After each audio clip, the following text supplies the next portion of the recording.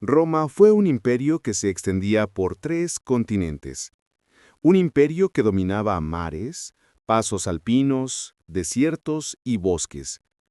¿Cómo logró Roma mantener unido un mosaico tan vasto y fragmentado? ¿Con las legiones? Claro. ¿Con el miedo? Tal vez. Pero el arma secreta de Roma fue otra: las colonias. Sí, esas mismas. Aquellas que en la escuela pasaban desapercibidas entre los nombres de batallas y cónsules, pero que en realidad fueron la infraestructura oculta del imperio. Los nudos de una red estratégica, cultural y política sin precedentes en la historia.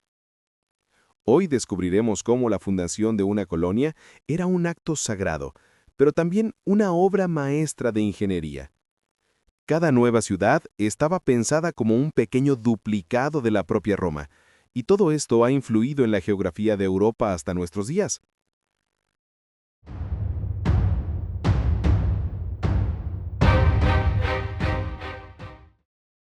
El poder de Roma no se construyó solo a golpes de gladius. Detrás de cada conquista había un diseño mayor. Cuando los soldados romanos doblegaban una región a la voluntad del Senado, la victoria no era definitiva. Quedaba el problema más difícil: ¿cómo gobernar, controlar y, sobre todo, romanizar tierras a menudo hostiles y lejanas? Aquí entra en juego el concepto de colonia. Desde los tiempos de la República, Roma desarrolló una política de asentamiento sistemático. Ciudadanos romanos, a menudo veteranos o pobres en busca de un futuro, eran enviados a fundar nuevos centros urbanos en zonas estratégicas. En la práctica, Roma construía versiones en miniatura de sí misma. Cada colonia era una semilla lanzada al suelo extranjero, destinada a crecer según el modelo romano, con foro, templos, termas, calles y un gobierno inspirado en el Senado de Roma. Esto no era solo un modo de expandirse, era un método de estabilización. Quien recibía tierras de Roma difícilmente se rebelaría, y aquellas colonias se convertían en bastiones culturales y militares, verdaderos puestos de avanzada de la romanidad en el corazón de los territorios recién conquistados. Fundar una colonia no era asunto menor, era un proceso sagrado y solemne, pero también meticulosamente planificado.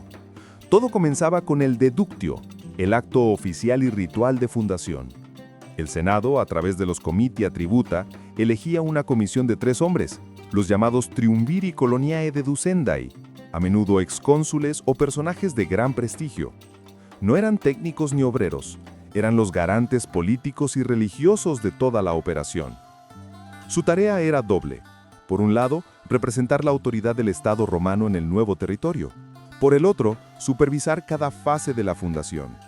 Pero eran los técnicos, los agrimensores, los ingenieros y los especialistas locales quienes empuñaban la groma, extendían las cuerdas, clavaban los postes y trazaban las líneas que definirían el destino de la nueva ciudad.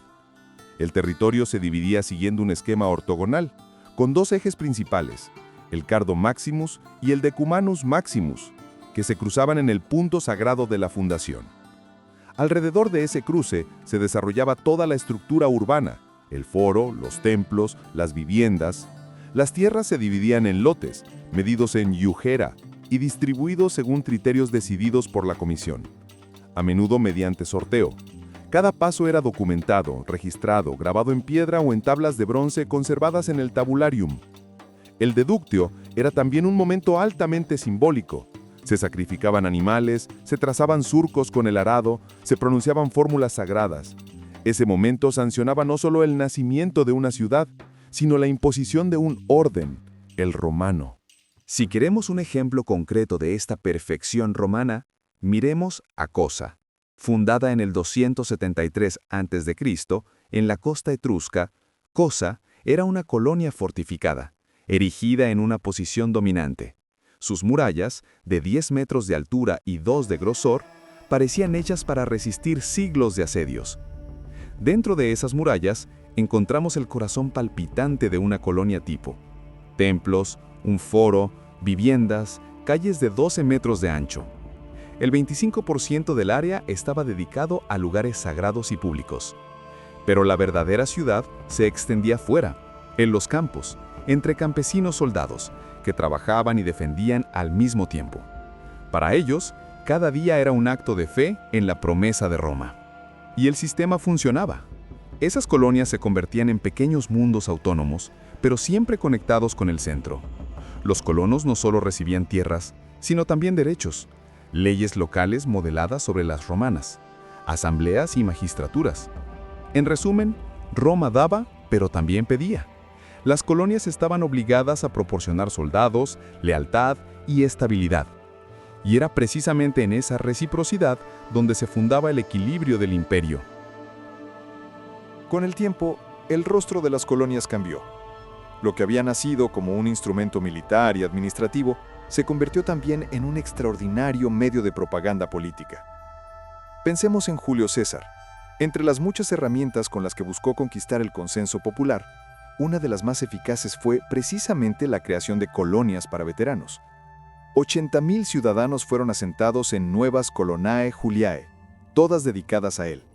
El mensaje era claro: Roma os ha dado tierra, yo os he dado hogar.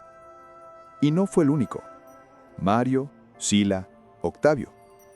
Todos usaron las colonias para premiar a los soldados, asentar a los pobres, consolidar su poder. En época imperial, cada colonia tomaba el nombre del emperador. Colonia Augusta, Colonia Nervia y así sucesivamente. Era una forma de permanecer en la memoria colectiva. Cada piedra, cada cosecha, cada hijo nacido en esas colonias llevaba consigo el eco de un nombre. Hoy caminamos entre ciudades modernas sin saber que muchas de ellas deben su origen precisamente a estas colonias. Arles en Francia, Cartagena en España, Colonia en Alemania, todas nacidas de un proyecto romano. Roma no construía solo para el presente, construía para la eternidad.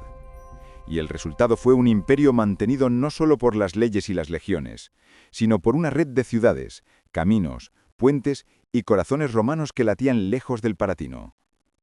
Un imperio de piedra y espíritu, que aún hoy nos enseña cuán poderosa es la capacidad de proyectar, unir, compartir.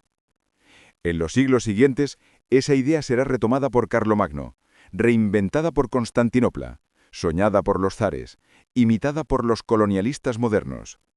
Porque si hay algo que Roma enseñó verdaderamente al mundo, es que quien sabe fundar ciudades, sabe fundar imperios.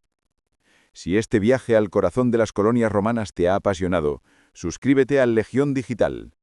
Cada semana sacamos a la luz nuevas historias olvidadas, nuevas piezas del mundo antiguo, porque el pasado nunca está realmente pasado.